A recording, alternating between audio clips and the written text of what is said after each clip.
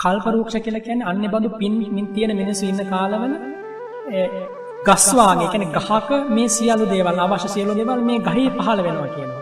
ඔය දිව්‍ය ලෝකෙ ගිහපු මිනිසුන්ට යාන වාහන වැව පොකුණු ඒව පහළ වෙනවා වගේ මේ ගහේ අවශ්‍ය කරන සියලු දේවල් මේ මිනිසුන්ට පහළ වෙනවා. වස්ත්‍ර, සමාන ආහාර පාන ඒවක මිනිසුන්ට සුවසේ ජීවත් වෙන්න අවශ්‍ය කරන උපභෝග පරිභෝග සම්පත් ඒ ගහ ළඟට ගිහින් ලබා ගන්න පුළුවන්. අන්න ඒකට කියනවා කල්ප වෘක්ෂ කියලා. එතකොට දැන් අද කාලේ චෛත්‍ය වටේට අදින්නේ ඒක ඇත්තටම කොඩි පූජාවක් නේ. කංචක පූජාව. එතකොට ඒකට මේ සම්මුතියක් දෙලා තියෙනවා මේ වගේ දෙයක් පූජා කරන එක කල්ප වෘක්ෂයක් පූජා කිරීම හා සමානයි. කුමක් නිසාද?